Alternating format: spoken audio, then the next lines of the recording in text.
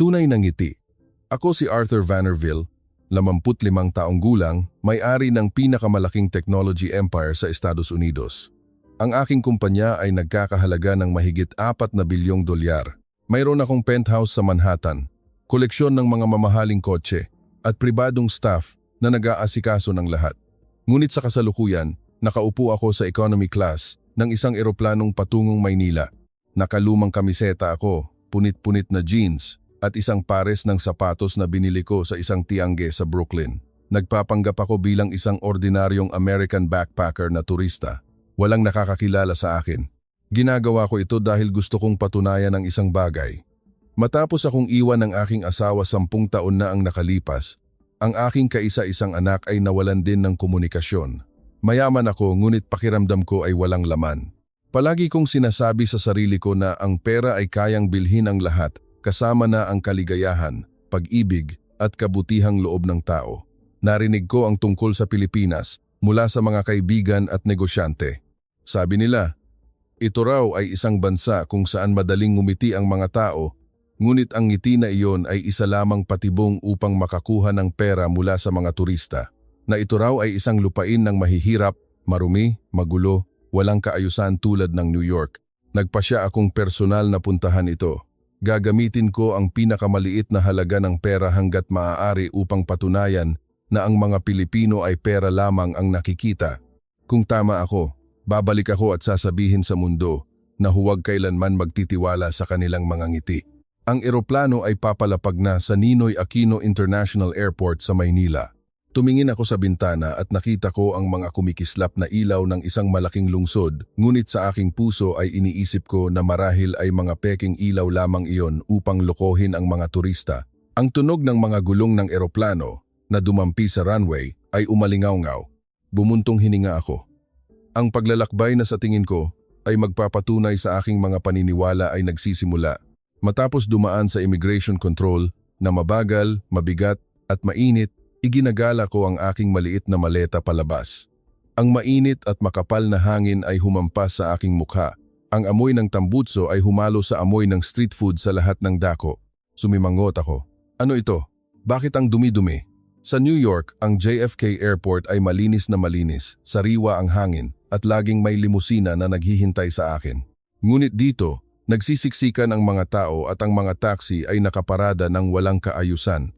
Naglakad ako patungo sa sakayan ng pampublikong sasakyan. Hindi ako sasakay sa mamahaling taxi. Ipapatunayan ko na ang mga driver dito ay tiyak na susubukan akong lokohin. Sumakay ako sa isang jeepney na patungong sentro ng lungsod. Ang sasakyan ay umuugong, nagsisiksikan ang mga tao, ang amoy ng pawis at pampalasa ay nakakalula. Kumapit ako sa isang bakal. Ang aking kamay ay malagkit. Sa tabi ko, isang matandang babae na may puting buhok ang ngumiti sa akin. May sinabi siya sa Tagalog, ngunit umiling ako ng hindi naiintindihan. Ngumiti siya ng mas malawak at inalok ako ng isang plastik na bote. Tiningnan ko ang bote. Ito ay isang lumang bote at ang mapulang likido sa loob ay medyo malabo. Naisip ko sa aking sarili na sigurado akong ipagbibili niya ito sa akin sa napakamahal na presyo. Ngunit wala siyang sinabi tungkol sa pera. Ngumiti lamang siya at inalok sa akin. Kinuha ko ito ng nag-aalangan, binuksan at uminom. Ito ay sagot gulaman, matamis at nakakapresko. Ngunit iniisip ko pa rin na ito ay marahil isang taktika. Ang mga Pilipino ay ngumingiti upang humanga sa iyo at pagkatapos ay lolokohin ka. Ang jeepney ay dahan-dahang umusad sa gitna ng isang higanteng traffic jam. Ano itong Maynila? Libu-libong kotse ang nakatigil ng maraming oras. Maitim na usok ang lumalabas mula sa tambutso. Ang tunog ng mga busina ay nakakabingi. Nagreklamo ako sa loob. Ito ay malinaw na impyerno. Sa New York, maayos ang trapiko, mabilis ang subway. Ngunit dito, patuloy na ngumingiti at nagkakawayan ang mga driver. Nakita ko ang driver ng kotse sa tabi ko na nagpatugtog ng malakas na OPM music at kumakanta. Ngumiti siya sa akin sa bintana. Sumimangot ako. Paano makakaya ng isang tao na ngumiti sa isang traffic jam na tulad nito? Walang saysay. Huminto ang jeepney sa isang hintuan malapit sa isang palengke. Bumaba ako na nanghihina ang mga binti.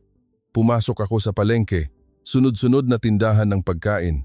Ang matapang na amoy ng pampalasa na humalo sa amoy ng piniritong mantika, basang-basa ang sahig, puno ng basura at mga tira-tirang gulay. Niyapakan ko ang isang malagkit na bagay. Nagsalita ako sa loob. Ano ito? Bakit ang dumi? Sa New York, ang mga palengke ay malinis na malinis. Dumaan ako sa isang tapsilugan. Isang dalagita ang mabilis na naghahanda ng karne at kanin. Ngumiti siya sa isang customer. Ang customer ay isang dayuhang turista. Nagbayad siya at ngumiti pabalik. Naisip ko na ito ay pulos isang transaksyon sa negosyo. Nagugutom ako. Lumapit ako sa isang tindahan at umorder ng tapsilog. Ang presyo ay napakamura, 50 pesos lang. Nagbayad ako. Ngumiti ng malawak ang tindera. Ibinigay niya sa akin ang plato. Ang tapsilog ay mabangong amoy. Kinuha ko ang unang kagat. Hindi ka panipaniwala ang sarap. Ngunit iniisip ko pa rin na marahil ay nilagyan nila ito ng MSG upang lokohin ang aking panlasa. Natapos akong kumain at nagpatuloy sa paglalakad. Lumulubog na ang araw. Isang kulay kahel na liwanag ang bumabalot sa buong palengke. Patuloy na maingay ang mga tao, tumatakbo at naglalaro ang mga bata. Narinig ang mga tawanan. Pakiramdam ko ay kakaibang nag-iisa. Sa New York, kumakain ako sa mga Michelin-starred restaurants ngunit hindi ko pa naranahan ang ganitong pakiramdam. Naghanap ako ng pahingahan at umupo sa isang lumang bangko na gawa sa kahoy sa kalye. Sa tabi ko, isang matandang lalaki ang nagbebenta ng inihaw na mais. Ngumiti siya sa akin. Isang mais, pre? Sabi niya sa putol-putol na Ingles. Umiling ako. Hindi siya sumuko. Naghanda siya ng isa at inalok sa akin ng libre. Para sa iyo, sabi niya. Tiningnan ko siya. Bakit libre? Ano ang gusto niya? Tinanggap ko ito at kinain. Matamis, mainit, at masarap. Tumango ako bilang pasasalamat. Ngumiti siya ng malawak. Mukhang sinsero ang ngiting iyon, ngunit naghihinala pa rin ako. Ngayong gabi, mananatili ako sa isang murang kapsulang hotel na inbook ko sa pamamagitan ng isang app. Naglakad ako sa isang madilim na eskinita. Mahina ang mga ilaw ng poste, tumatahol ang mga aso. Naisip ko na tiyak na delikado ito. Ngunit isang grupo ng mga kabataan ang naglalakad sa kabilang direksyon. Ngumiti sila at bumati sa akin. Magandang gabi, sir. Tumango ako. Dumating ako sa Capsule Hotel. Maliit at makitid ang silid. Matigas ang kama. Humiga ako at tumingin sa kisame. Lumipas ang unang araw. Wala pa rin akong nakita na kakaiba. Puro dumi, kaguluhan at mga ngiti na sa tingin ko ay peke. Bukas, ipagpapatuloy ko ang aking paglalakbay. Ipapatunayan ko ito. Ngunit sa ilalim ng aking puso, nagsisimula akong makaramdam ng isang bagay. Ang ingay ng trapiko ay pumapasok mula sa labas. Ang amoy ng pagkain ay pumapasok. Nakatulog ako sa aking mga pagdududa. Ayoko maniwala sa nakikita ko. Anong kabaliwan ang nangyayari? Ang umaga ng ikalawang araw sa Maynila ay nagsimula sa malalayong huni ng tandang. Nagising ako sa makitid na kapsula. Pagod ang aking katawan. Matigas ang kama tulad ng bato. Bumangon ako at naghilamos ng malamig na tubig mula sa isang maliit na gripo. Ang salamin ay sumasalamin sa aking mukha na payat. Isinuot ko ang aking lumang damit at lumabas ng hotel. Tahimik pa rin ang kalye. Nagsisimula ng gumising ang mga tao. Ang mabangong amoy ng bagong lutong kape ay nagmumula sa isang tindahan sa bangketa. Sinundan ko ang amoy na iyon. Isang maliit na tindahan ng kape sa kalye na may mga mesa at upuan na gawa sa plastik. Isang babaeng nasa edad na ang naghahanda ng kapeng barako. Ngumiti siya sa akin. Kape, sir? Tumango ako. Nag-abot siya ng tasa at inilagay sa harap ko. 20 pesos lang ang halaga. Nagbayad ako. Mainit ang kape, mabango. Kinuha ko ang unang higop. Mapait, ngunit mayaman sa lasa. Sa tabi ko, isang binata ang kumakain ng pandesal. Ngumiti siya sa akin. Masarap, sir? Tumango ako. Nagpatuloy siya sa pagsasalita sa Ingles. Ako si Mateo. Dito lang ako nagtatrabaho. Nagpakilala ako bilang isang turista mula sa Estados Unidos. Ngumiti siya ng malawak. Welcome, sir. Mainit sa Maynila pero masaya. Naisip ko sa aking sarili na tiyak na sinasabi niya iyon para bumili ako ng iba pa. Ngunit tumayo siya, nagbayad, at nagpaalam sa pamamagitan ng pagwagayway. Wala nang iba. Nagpatuloy ako sa aking paglalakad. Ngayon pupunta ako sa isang mas malaking palengke. Sumakay ako sa isa pang lumang jeepney. Umuugong ang makina, Nagsisiksikan ang mga tao. Kumapit ako sa bar. Dahan-dahang umusad ang sasakyan. Bumuntong hininga ako. Isa na namang traffic jam. Sa lungsod na ito, araw-araw may traffic. Ang maitim na usok ay bumubuga. Umubo ako.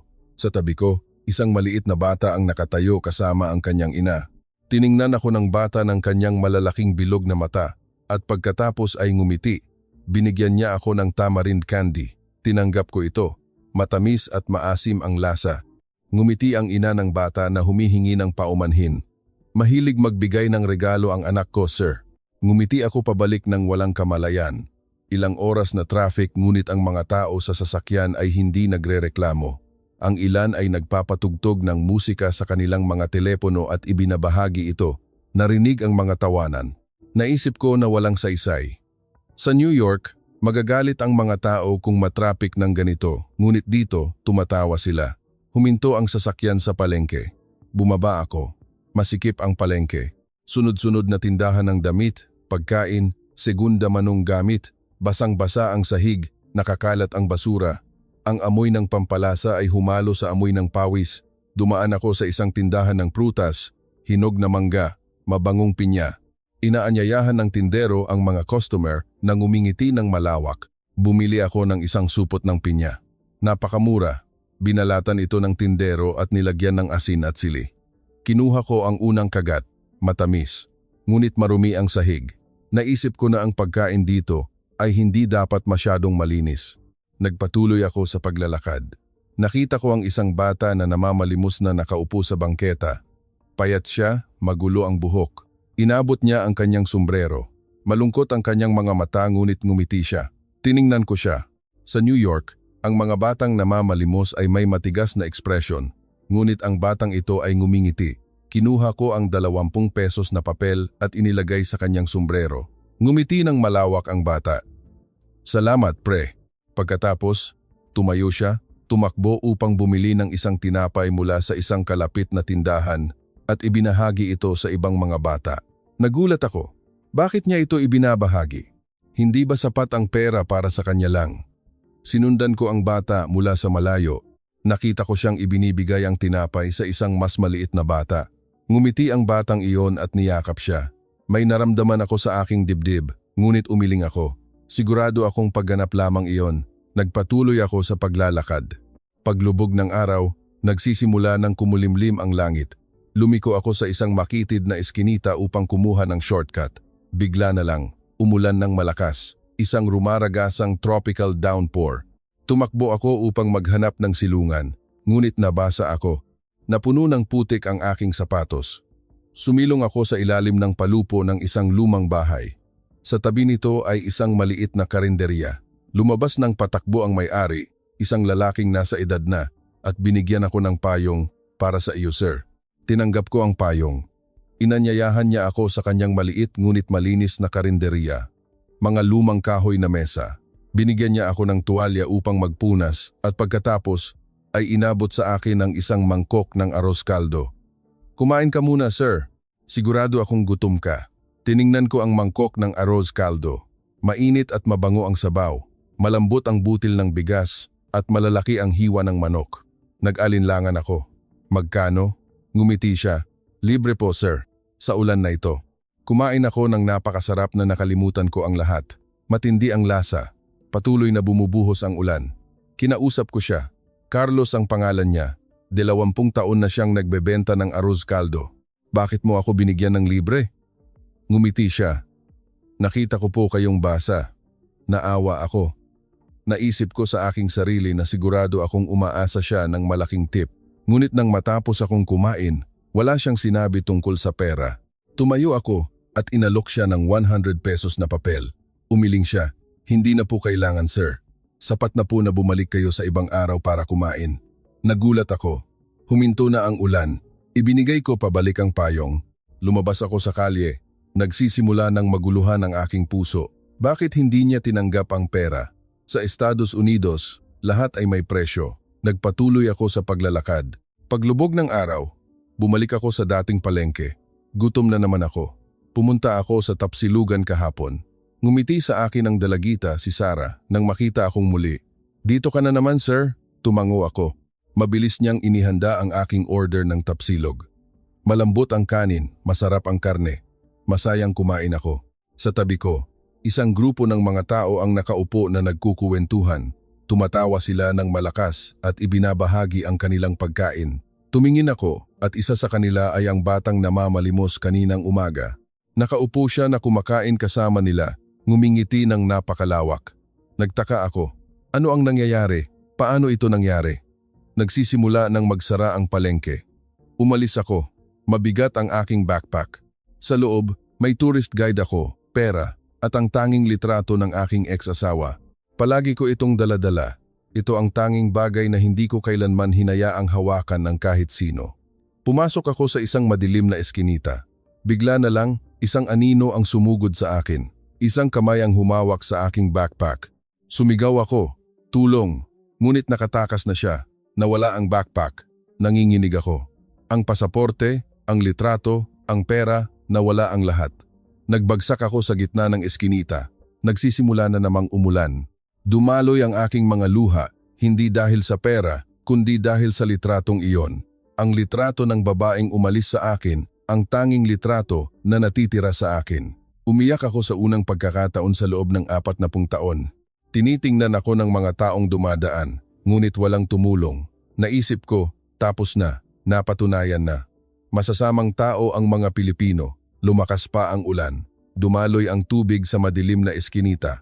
Basa ako, walang laman ang mga kamay. Nawala ang backpack kasama ang lahat. Pasaporte, pera, ang litrato ng aking asawa. Lumuhod ako sa basang sahig.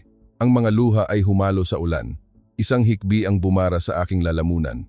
Umiyak ako ng walang kamalayan. Ang huling beses na umiyak ako ng ganito ay 40 taon na ang nakalipas nang mamatay ang aking ina. Pagkatapos noon, nagtayo ako ng pader ng pera sa paligid ko. Walang makakapagpahina sa akin muli. Ngunit ngayong gabi, gumuho ang pader na iyon. Naisip ko, tapos na. Napatunayan na ng Pilipinas. Magnanakaw, masasamang tao, peking ngiti. Babalik ako sa New York at sasabihin sa mundo na tama ako. Ngunit sa ilalim ng aking puso, nasasaktan ako dahil sa litratong iyon. Ang litrato ng asawang umalis sa akin dahil ako ay masyadong malamig. Ang tanging litrato na pinanghawakan ko upang ipaalala sa sarili ko ay nawala na ngayon. Dahan-dahan akong tumayo. Matigas ang aking mga paa. Nanginginig akong naglakad sa eskinita nang hindi alam kung saan pupunta. Malayo ang Capsule Hotel. Wala akong pera kahit para sa transportasyon. Nakita ko ang mahihinang ilaw ng palengke na nagsasara. Nagsisimula ng magligpit ang mga tao ng kanilang mga paninda. Pumasok ako. Nakita ako ng dalagang nagbebenta ng tapsilog, si Sarah. Sumimangot siya, "Sir, anong nangyari sa iyo? Bakit basa ka?" Ikinuwento ko ang nangyari sa aking putol-putol na Ingles, ninanakaw ang backpack ko. Nagulat siya, "Diyos ko, ang kakilakilabot sir." Tinawag niya ang mga katabing tao. Isang binata na nagtatrabaho sa kalapit na tindahan ang tumakbo patungo sa amin. Ako si Jomari. Paano ako makakatulong?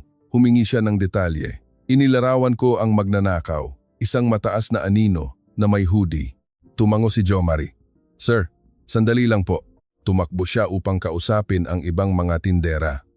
Sa loob ng wala pang 5 minuto, isang grupo ng mga tao ang nagtipon.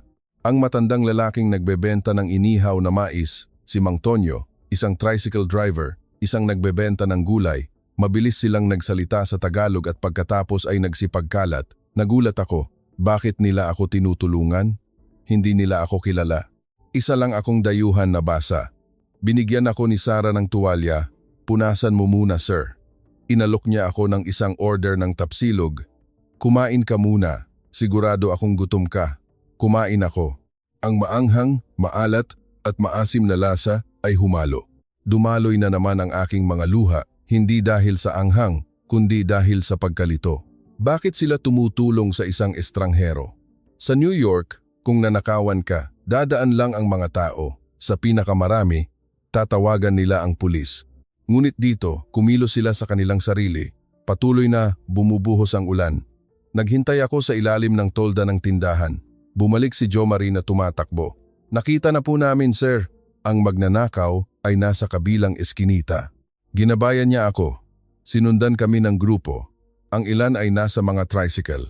Tumakbo kami sa gitna ng buhos ng ulan patungo sa isang desyertong eskinita at nakita ang magnanakaw na nakaupo sa ilalim ng puno, lasing. Ang aking backpack ay nasa tabi niya. Lumapit si Jomari at kinausap siya. Nanginginig ang magnanakaw. Ibinigay niya sa akin ang backpack. Patawarin niyo po ako, sir. Lasing na lasing lang po ako. Hindi siya sinuntok o sinigawan ni Jomari. Sinabi lamang niya, "Huwag mo na itong ulitin." Tumango ang magnanakaw at tumakbo palayo. Nabawi ko ang aking backpack. Binuksan ko upang tingnan. Buo ang lahat. Pasaporte, pera, ang litrato. Niyakap ko ng mahigpit ang litrato. Dumaloy ang mga luha sa aking pisngi. Lumuhod ako sa ulan at umiyak ng umiyak. Yumuko si Jomari at inilagay ang kanyang kamay sa aking balikat. "Ayos lang po, sir." Pinalibutan kami ng grupo ng mga tao, ngumingiti sa akin. Binigyan ako ni Mang Tonyo, ang nagbebenta ng inihaw na mais, ng isang bote ng tubig. "Uminom ka, sir." Ininom ko ang malamig na tubig. Pinakalma nito ang aking lalamunan. Tiningnan ko ang kanilang mga mukha, ang kanilang mga sinserong ngiti.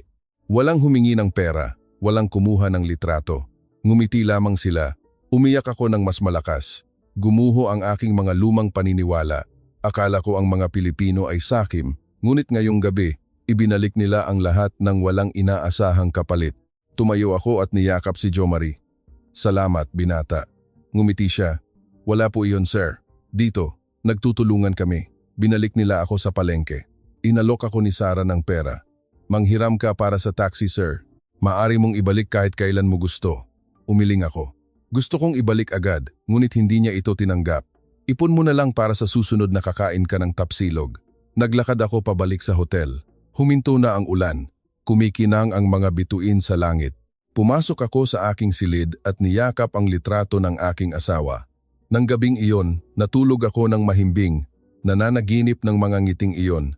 Kinabukasan ng umaga, nagising ako na mas magaan ang pakiramdam. Naguguluhan pa rin ako. Nagsisimula na ang ikatlong araw. Ipagpapatuloy ko ang aking paglalakbay, ngunit ngayon ay nagsisimula na akong magduda sa aking sarili. Ang mga ngiti na akala ko ay peke ay maaring totoo. Ayoko maniwala sa nakikita ko. Paano ito nangyari? Ang umaga ng talagang ikalawang araw ng aking paglalakbay, matapos ang gabing umiyak ako sa gitna ng palengke, nagising ako muli sa makitid na kapsula. Ngunit sa pagkakataong ito, mas magaan ang aking puso. Ang sikat ng araw ay sumisilip mula sa maliit na siwang ng bintana. Ang huni ng mga kalapati ay nagmumula sa labas. Bumangon ako, naghilamos, at tumingin sa salamin. Mukhang mas sariwa ang aking mukha kaysa kahapon. Isinuot ko ang aking lumang damit at lumabas. Ngayon, mas marami pa akong lalakarin. Patuloy akong susubukan na patunayan ang aking teorya, ngunit sa loob, ang aking mga pundasyon ay nanghihina.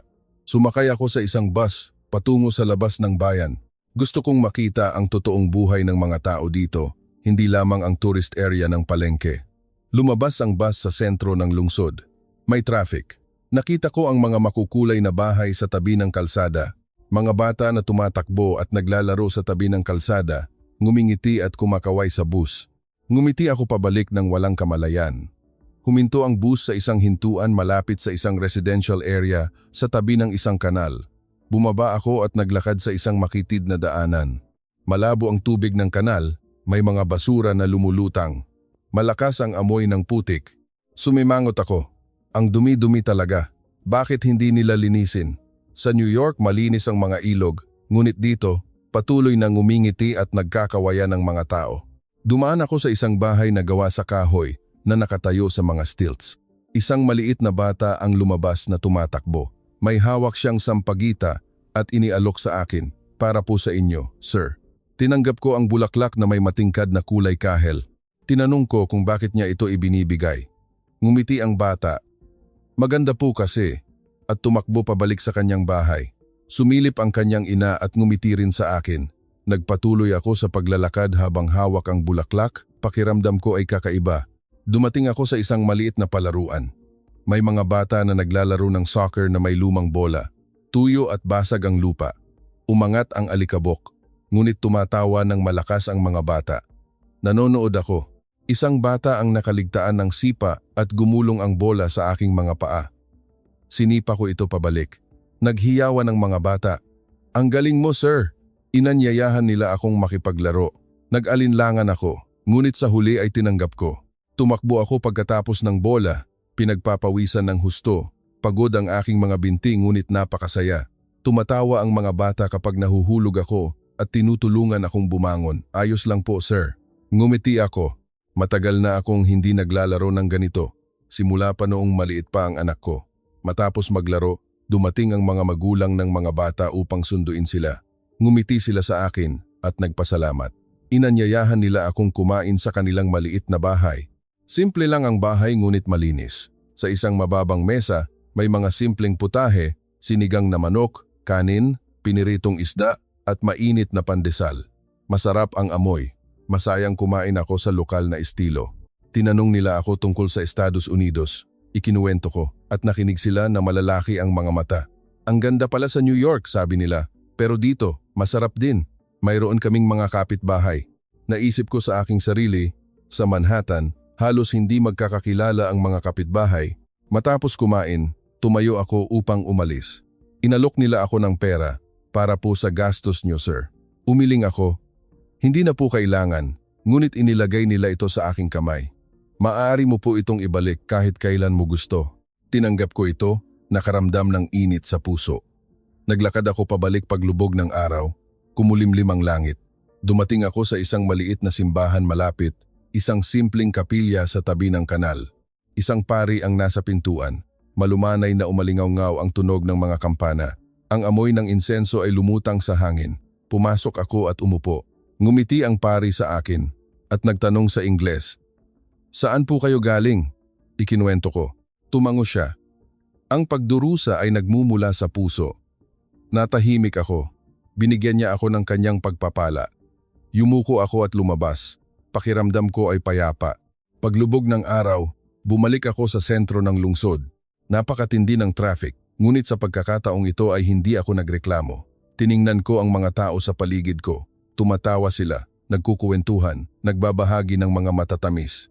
Isang bata sa tabi ko ang nag-alok sa akin ng isang piraso ng polvoron. Tinanggap ko ito, matamis at malutong. Ngumiti ako pabalik.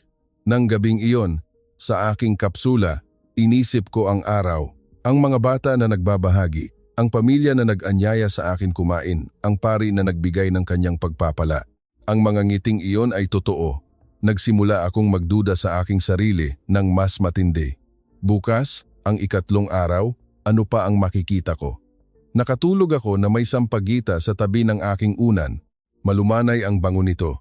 Ayoko maniwala sa nakikita ko. Siguro ay nagkamali ako mula pa sa simula.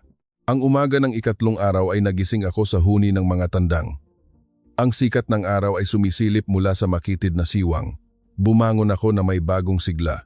Ang bulaklak kahapon ay nasa tabi pa rin ng aking unan. Ang malumanay nitong bango ay kumalat. Ngumiti ako sa salamin. Ngayon, mas marami pa akong lalakarin. Gusto kong makita ang isa pang mukha ng Maynila. Sumakay ako sa tren. Mas malinis ang istasyon kaysa sa inaasahan ko.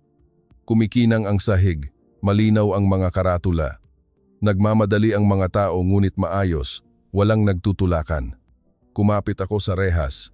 Sa tabi ko, isang dalagita na nakasuot ng pang-opisina ang may hawak na tasa ng kape at ngumiti sa akin. Mabilis na gumalaw ang tren sa ilalim ng lupa, sariwa ang hangin. Bumaba ako sa isang istasyon sa sentro at lumabas sa isang financial district. Mga skyscraper ang nakahanay, sumasalamin ang araw sa mga salamin. Ang mga taong nakasuot ng suit ay naglalakad ng mabilis. Nakita ko ang karatula ng isang mamahaling coffee shop. Pumasok ako at umorder ng espresso. Mas mahal ang presyo kaysa sa New York. Kumuha ako ng higop, mapait at matapang. Ngunit sa aking puso, naisip ko ang kapeng barako sa kalye kahapon. Mura ngunit mabango at tunay. Nagpatuloy ako sa paglalakad at lumiko sa isang maliit na eskinita sa tabi ng isang matayog na gusali. Sa eskinita na iyon, mayroong isang murang karinderya. May mga construction worker na nanananghalian. Ngumiti sila sa akin at bumati. "Umupo ka, pre. Gusto mo bang kumain kasama namin?" Tinanggap ko. Hinainan nila ako ng kanin at sopas. Ito ay isang maanghang na munggo. Kumain ako. Tumutulo ang pawis sa aking noo. Ngunit tumawa sila. "Maanghang, di ba, pre?" Ngumiti ako. maanghang pero masarap. Ikinuwento nila sa akin ang kanilang trabaho sa pagtatayo ng skyscraper. Pagod, ngunit ipinagmamalaki nila. Ang gusaling iyan ang magiging pinakamataas sa lungsod, pre. Tumingin ako sa labas. Ang gusali ay tumataas patungo sa langit. Ngunit ang nagtatayo nito ay sila, mga ordinaryong manggagawa. Matapos kumain, tumayo ako upang umalis. Inalok nila ako ng pera para sa pamasahe mo. Pre, umiling ako. Ngumiti sila. Sa susunod, ikaw naman ang manlilibre sa amin. Lumabas ako paglubog ng araw, kumulimlim na naman ang langit. Kumuha ako ng shortcut sa isang desyertong eskinita. Bigla na lang, isang motorsiklo ang dumating sa akin. Natisod ako at nahulog. Nasugatan ang aking tuhod, dumaloy ang dugo. Ang sakit. Sumigaw ako at hinawakan ang tuhod. Ang dugo ay bumabad sa aking pantalon. Dumaan ang mga tao at tumingin. Ngunit pagkatapos ay huminto ang isang binata sa kanyang motorsiklo. Nahulog po kayo, sir? Bumaba siya at tinulungan ako. Siya ay isang tricycle driver. Nagutal-utal ako, wala akong pera. Ngunit ngumiti siya. Libre po ang hatid ko. Sinakay niya ako sa tricycle. Humampas ang hangin sa aking mukha. Masakit ngunit nakahinga ako ng maluwag. Dumating kami sa isang maliit na klinika. Sinuri ng isang matandang doktor ang sugat. Hindi malalim ngunit nangangailangan ng ilang tahi. Tinahi niya ako at binigyan ako ng iniksyon. Nagdikit ako ng ngipin. Naghintay ang tricycle driver sa labas. Nang matapos, binigyan ako ng doktor ng bill. Hindi mahal ang presyo. Kinuha ko ang aking pera, ngunit nabayaran na pala ng tricycle driver. Nabayan ko na po, sir. Nagulat ako. Bakit? Ngumiti siya. Nakita ko po kayong nahulog. Naawa ako. Ngumiti rin ang doktor. Kami pong mga Pilipino. Nagtutulungan po, sir. Lumabas ako at ibinalik ako ng tricycle driver sa daan. Ikinuwento niya na noong bata siya, nahulog din siya ng ganyan at may tumulong sa kanya. Nakinig ako ng tahimik. Huminto siya sa harap ng aking hotel. Magpagaling po kayo, sir. Inalok ko siya ng pera. Umiling siya. Hindi na po kailangan at umalis. Tinitigan ko siya. Naluha ako. Bakit tumutulong nang walang inaasahang kapalit? Sa Estados Unidos, kung mahulog ka, tatawagan ng ambulansya at sisingilin ka ng malaking halaga. Ngunit dito, libre, pumasok ako sa aking silid. Masakit ang aking tuhod, ngunit mainit ang aking puso. Paglubog ng araw, bumalik ako sa kalapit na palengke. Nakita ako ni Sarah. Kumusta ang paa mo, sir? Ikinuwento ko. Inalok niya ako ng isang order ng tapsilog ng libre. Para po mabilis kayong gumaling. Kinain ko ang pamilyar na lasa. Sa tabi ko, isang grupo ng mga tao ang nag-uusap. Nagkukuwento kung paano sila nagtutulungan. Nakinig ako na naantig. Nang gabing iyon, nakahiga ako at nag-isip. Lumipas ang 3 araw. Nakakita ako ng mas maraming kabutihan. Nahulog ako ngunit may tumulong sa akin. Nagsisimula na akong magbago. Bukas, ano ang makikita ko? Nakatulog ako ng nakangiti. Paano ito nangyari? Siguro ay nagkamali ako mula pa sa simula. Ang umaga ng 4 na araw ay nagising ako na may sakit sa tuhod. Ngunit ang aking puso ay mas nagliliwanag kaysa dati. Masakit pa rin ang sugat. Ngunit inilagay ko ang bendahe na binigay ng doktor. Lumabas ako ng pilay-pilay mula sa hotel. Ngayon, pupunta ako sa isang hindi inaasahang lugar. Sumakay ako sa isang bus patungong Laguna de Bay, isang lugar na may mga kanal, makukulay na bangka, at lumulutang na palengke. Dahan-dahing umusad ang bus. Malabo ang tubig ng kanal ngunit may mga isda na lumalangoy. Tumalon ang mga bata sa tubig upang maglaro, tumatawa at nagkakawayan. Bumaba ako sa isang hintuan malapit sa lumulutang na palengke. Ang palengke ay nasa mga kahoy na bangka. Ang mga tao ay sumasagwan at nagbebenta ng kanilang mga produkto, prutas, pagkain, souvenir. Ang amoy ng pampalasa ay humalo sa amoy ng tubig ng kanal. Sumimangot ako ng kaunti. Marumi ang tubig ngunit patuloy na ngumingiti ang mga tao. Sumakay ako sa isang bangka. Ang tagasagwan ay isang matandang lalaki na ngumingiti at nagpapakita ng kanyang puting ngipin. Saan po tayo, pre? Sinabi ko sa kanya na maglibot lang. Dahan-dahan siyang sumagwan habang ikinukuwento niya sa akin ang mga istorya ng palengke na daan-daang taon na itong umiiral. Nakinig ako. Ang bangka ay dumausdos sa tabi ng mga bahay sa tabi ng kanal. May mga bata na naglalaro sa mga kahoy na tulay. Isang matandang babae na naglalaba sa tabi ng kanal ay ngumiti sa akin. Huminto ang matandang lalaki sa isang lumulutang na tindahan ng pagkain. Gusto mo bang kumain, pre? Tumango ako. Hinainan nila ako ng isang plato ng mainit na adobo. Ang lasa ay komplikado at masarap. Kumain ako, nakalimutan ko pati ang sakit sa tuhod. Hindi ako sinisingil ng matandang lalaki ng sobra. Kasama na po sa pamasahe, pre. Ngumiti ako. Matapos kumain, bumaba ako sa bangka at naglakad ng pilay-pilay sa mga kahoy na daanan. Nakita ko ang mga tindahan na nagbebenta ng mga antigong gamit, lumang libro. Huminto ako sa isa, kung saan isang matandang babae ang nagbebenta ng mga lumang litrato. Nakita ko ang mga lumang litrato ng Maynila na may mabababang bahay at putik na kalsada, ngunit ang mga tao ay ngumingiti rin ng ganoon. Ngumiti ang matandang babae. Gusto mo po ba ng mga litrato, sir? Tumango ako. Pumili ako ng isa. Isang pamilyang Pilipino na nakangiti sa harap ng kanilang bahay. Ibinenta niya sa akin sa napakamurang presyo. Nagbayad ako at nagtanong, bakit po ba laging nakangiti ang mga Pilipino? Tumawa siya ng malakas. Sa isang ngiti, mas masarap ang buhay, sir. Ngumiti rin ako. Nagpatuloy ako sa paglalakad paglubog ng araw. Luminaw ang langit. Ang araw ay sumisinag sa kumikinang na tubig ng kanal. Pagod ako at umupo upang magpahinga sa ilalim ng isang malaking puno. Sa tabi ko, isang grupo ng mga bata ang naglalaro ng saranggola. Ang mga saranggola ng lahat ng kulay ay lumilipad ng mataas. Isang bata ang naputol ang tali at umiyak. Tumayo ako at tinulungan siyang itali itong muli. Ngumiti ang bata. Salamat, sir. Pagkatapos ay inanyayahan nila akong maglaro kasama nila. Tinanggap ko. Tumakbo ako pagkatapos ng mga saranggola. Masakit ang aking tuhod ngunit napakasaya ko. Sariwa ang hangin. Mataas na lumilipad ang mga saranggola, naghiyawan ang mga bata. Matapos maglaro, dumating ang ama ng isa sa mga bata upang sunduin siya. Ngumiti siya sa akin, nagpasalamat, at inalok ako ng malamig na buko juice. Matamis at nakakapresko ang buko juice. Tinanong niya ako tungkol sa Estados Unidos. Ikinuwento ko, nakinig siya. Gusto kong pumunta sa New York pero dito, masarap din. Mayroon akong pamilya. Tumango ako. Paglubog ng araw, bumalik ako sa lungsod sakay ng bus. Isa na namang matinding traffic jam, ngunit ngumiti ako. Sa tabi ko, isang binata ang may dalang kahon. Inalok niya ako. Gusto mo po ba, sir? Masarap po itong polvoron. Tinanggap ko. Nag-usap kami. Enrique ang pangalan niya. Nagtatrabaho siya sa isang pabrika. Pagod ngunit sapat ang kinikita niya upang buhayin ang kanyang pamilya. Nakinig ako, nakaramdam ng init sa puso. Nang gabing iyon, pabalik sa hotel, umupo ako upang tingnan ang litrato ng pamilya na binili ko. Nakangiti rin sila.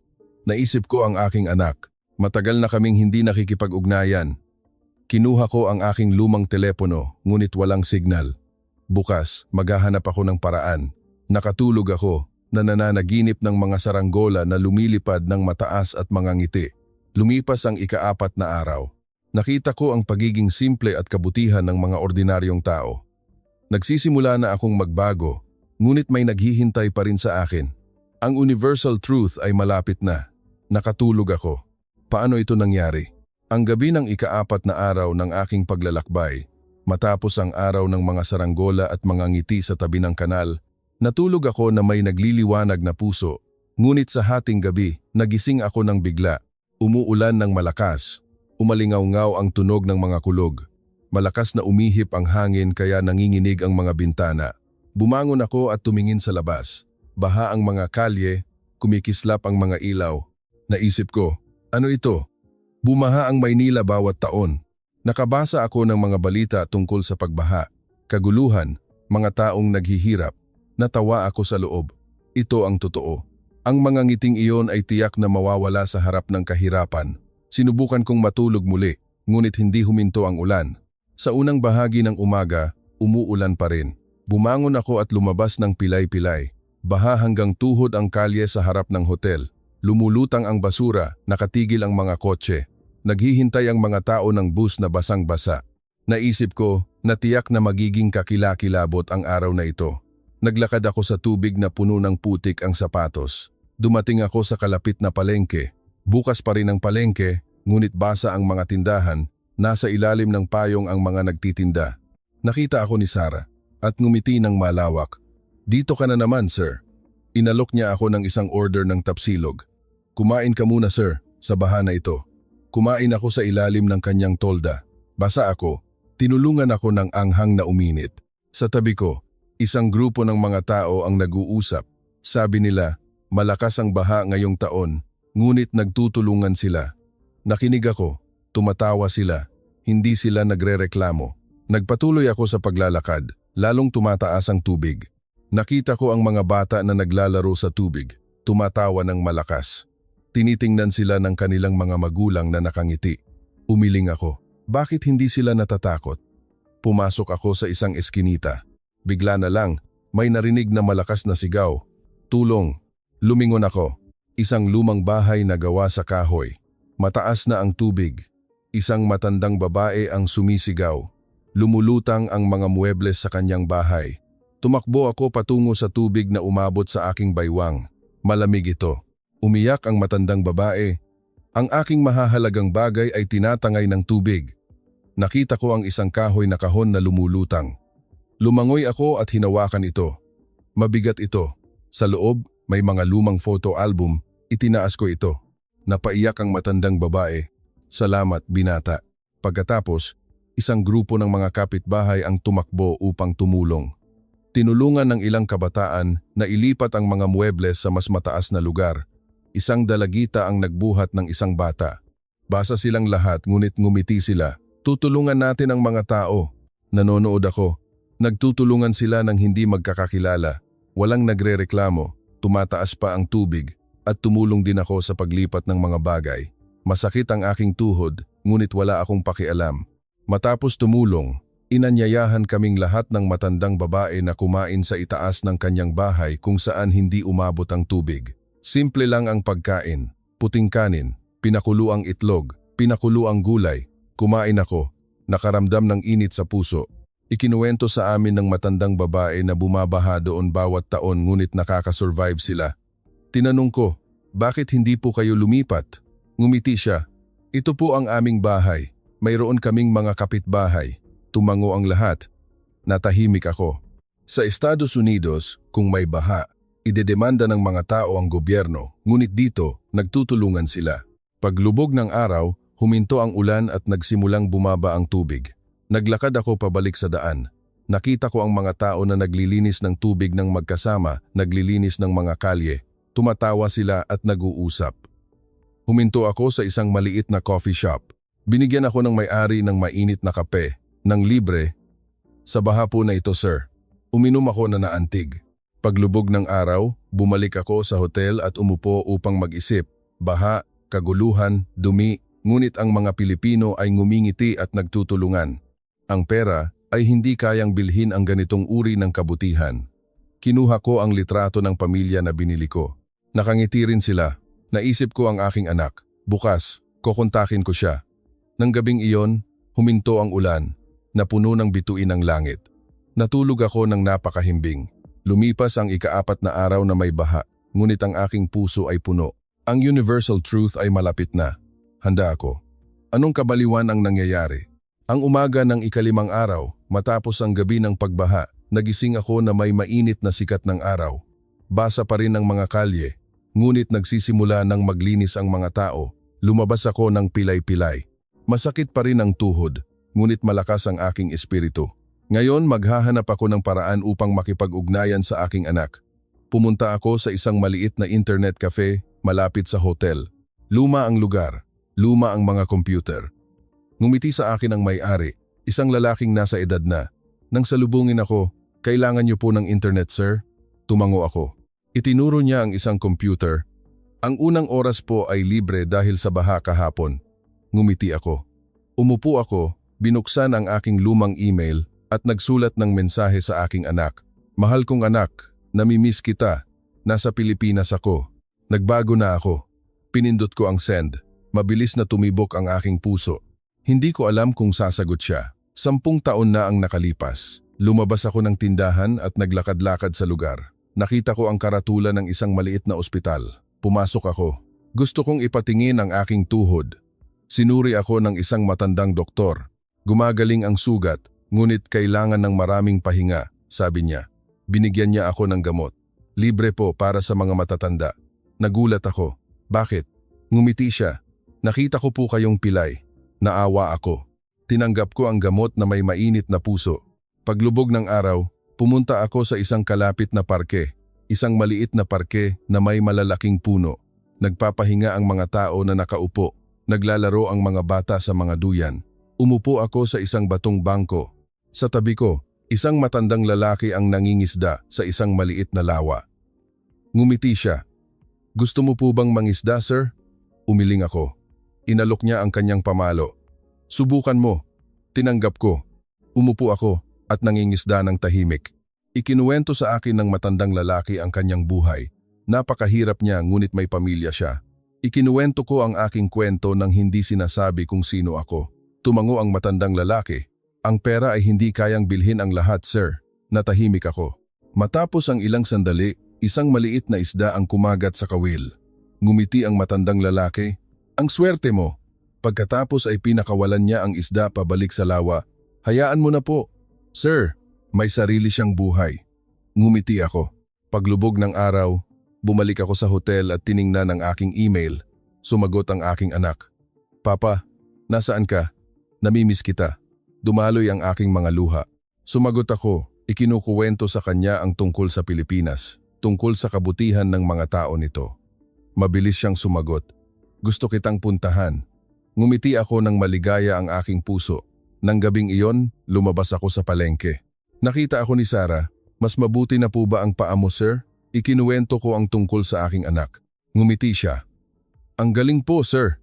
Binigyan niya ako ng isang order ng tapsilog ng libre. Kinain ko ang pamilyar na lasa. Naisip ko, 2 araw na ang nakalipas. Ninakawan ako ngunit tinulungan ako ng mga tao na mabawi ang lahat. Ngayon, kinontak ako ng anak ko salamat sa kabutihan ng mga Pilipino. Nagsimula akong maunawaan ang universal truth. Ang tunay na kayamanan ay ang pagkakaroon ng isang taong nag-aalok ng kamay ng walang inaasahang kapalit, hindi ang pera. Nagkaroon ako ng sandali ng epiphany. Bukas, gagawa ako ng isang malaking desisyon. Nakatulog ako na nananaginip ng aking anak at ng mga ngiti ng Pilipinas. Ayoko maniwala sa nakikita ko. Ang umaga ng ika-6 na araw, sumikat ang araw sa lahat ng dako. Matapos ang email ng aking anak kagabi, nagising ako na may nag-aapoy na puso. Halos hindi masakit ang tuhod ko. Bumangon ako at tumingin sa mataong kalye. Ngayon ang punto ng pagbabago. Hindi na ako magpapatunay ng anuman, tatanggapin ko. Lumabas ako at sumakay sa isang bus patungo muli sa Financial District. Ngunit sa pagkakataong ito ay upang maghanap ng teleponong pampubliko. Tinawagan ko ang aking anak sa pamamagitan ng isang app. Umalingaw-ngaw ang kanyang boses. Papa, malinaw na malinaw ang boses mo. Napuno ang aking mga mata ng luha. Nasa Pilipinas ako, anak. Halika, sunduin mo ako. Tinanggap niya. Bibili ako ng tiket ngayon. Ngumiti ako ng maliwanag. Naglakad-lakad ako sa lumang parke. Naroon pa rin si Mang Tonyo, ang mangingisda. Ngumiti siya. Dito ka na naman? Ikinuwento ko ang tungkol sa aking anak. Tumango ang matandang lalaki. Ang galing po. Tinanong ko si Mang Tonyo. May pinagsisisihan ka po ba? Ngumiti siya ng malungkot. Oo naman. Umalis din ang anak ko. Pero tinulungan ako ng aking mga kapitbahay. Nakinig ako, naiintindihan. Paglubog ng araw, bumalik ako sa simbahan at umupo upang magnilay. Nakita ako ng pari. Ngayon, payapa ang iyong espiritu, sabi niya. Yumuko ako bilang pasasalamat. Opo, Padre. Ngumiti siya. Ang kabutihan ay nagmumula sa puso, hindi sa pera. Tumango ako. Napakalinaw ng sandali ng epiphany. Tumayo ako at lumabas ng simbahan. Tumingin ako sa langit. Nakagawa ako ng desisyon. Hindi na ako babalik sa New York ng mag-isa. Magbabago ako. Gagamitin ko ang aking pera upang tulungan ang mga tao dito. Hindi upang bumili kundi upang magbigay. Pumunta ako sa palengke. Si Sarah, si Jomari na tumulong sa akin sa pagnanakaw, si Mang Carlos ng karinderya, lahat sila ay nagtipon. Ikinuwento ko ang aking plano. Gagawin ko ang isang charitable foundation upang tulungan ang mga mahihirap na bata. Ngumiti sila. Ang galing po, sir. Binigyan ko sila ng pera, hindi bilang pautang kundi bilang regalo. Umiling sila. Hindi na po kailangan, sir. Ngunit inilagay ko sa kanilang mga kamay. Ito ay para sa mga bata. Ngumiti sila na naluluha at niyakap ako. Paglubog ng araw, bumalik ako sa hotel. Tinawagan ko ang aking abogado sa New York at binigyan siya ng utos na ilipat ang isang bahagi ng aking yaman upang lumikha ng isang charitable foundation sa Pilipinas na tinatawag na Tunay na Ngiti Foundation. Nang gabing iyon, nagsulat ako ng liham sa mundo ng negosyo. Ang pera ay hindi kayang bilhin ang kabutihan. Natulog ako ng napakahimbing. Bukas ang aking huling araw. Ang pagbabago ay permanente. Ang universal truth ay malinaw. Ang yaman ay ang pagbibigay ng walang inaasahang kapalit. Handa ako. Paano ito nangyari? Ang umaga ng aking huling araw sa Maynila ay nagising ako bago pa sumikat ang araw. Ang liwanag ng bukang liwayway ay sumisilip mula sa makitid na siwang. Inempake ko ang aking maliit na maleta. Ngayon babalik ako sa New York, ngunit hindi na bilang ang parehong tao. Lumabas ako ng Capsule Hotel, basa pa rin ang mga kalye mula sa ulan kagabi, ngunit nagsisimula ng gumising ang mga tao. Matindi ang amoy ng kape. Pumunta ako sa palengke sa huling pagkakataon. Si Sarah, si Jo Marie, si Mang Tonyo, lahat sila ay naghihintay. Ngumiti sila ng malawak. Paalis na po kayo, sir.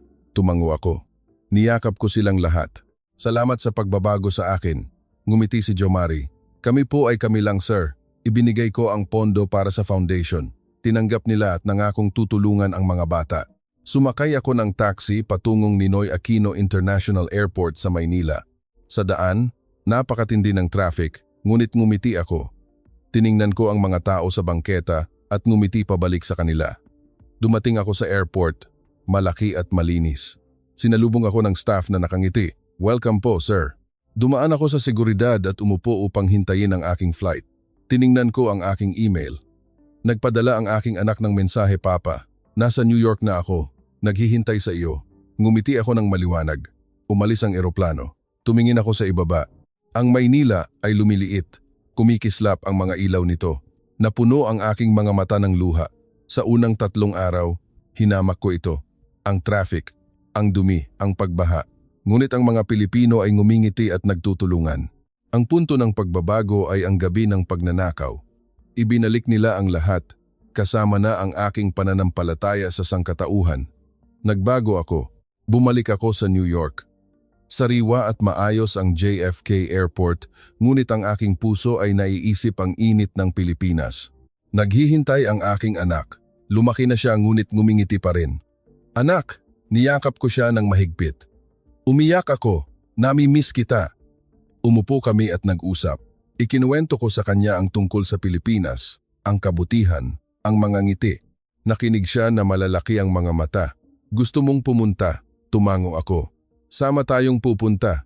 Kumalat ang balita. Si Arthur Vanderville, ang bilyonaryo na nagbago matapos ang ilang araw sa Pilipinas, nagpapanggap na isang backpacker, umiyak dahil sa kabutihan ng mga ordinaryong tao. Nagulantang ang media ng Amerika. Ang BBC, CNN, lahat ay dumating sa Manhattan. Nag-organisa ako ng press conference, nakatayo sa harap ng aking penthouse sa harap ng 100 mamamahayag. Dati, naniniwala ako na ang pera ay kayang bilhin ng lahat. Huminto ako na naluluha, ngunit itinuro sa akin ng Pilipinas na ang kabutihan ay hindi kayang bilhin ng pera. Ikinuwento ko sa kanila ang tungkol sa traffic na may ngiti, ang pagbaha na may pagtutulungan, ang pagnanakaw na may buong pagbabalik. Natahimik ang mga mamamahayag at pagkatapos ay pumalakpak. Mga tunay na ngiti. Inanunsyo ko ang isang donasyon ng $5 milyong upang tulungan ang mga mahihirap na bata sa Pilipinas. Nagulantang ang Estados Unidos. Ang mga shares ng aking kumpanya ay umakyat ng husto, ngunit wala akong pakialam. Sinabi ko sa Board of Directors, simula ngayon, mas magbibigay ang kumpanya kaysa sa ibinebenta nito. Gumawa kami ng mga programa upang tulungan ang Pilipinas. Nagpadala kami ng mga doktor at guro. Isang buwan pagkatapos, bumalik ako sa Pilipinas. Sa pagkakataong ito ay walang disfraz. Sakay ng aking pribadong eroplano, ngunit nakasuot ako ng simpleng damit.